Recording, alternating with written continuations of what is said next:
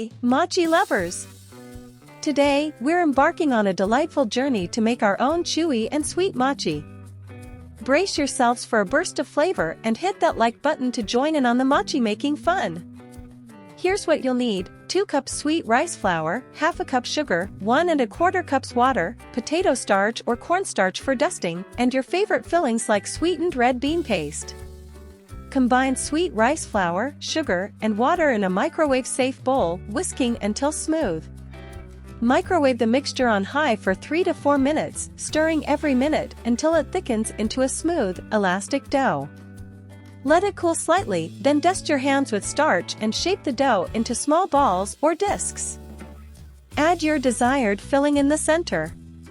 Dust the mochi with more starch to prevent sticking. And there you have it. Your homemade mochi is ready to be enjoyed. Share these delectable treats with friends and family, and savor the chewy goodness of your own homemade mochi. Subscribe for more tasty adventures, and happy mochi making!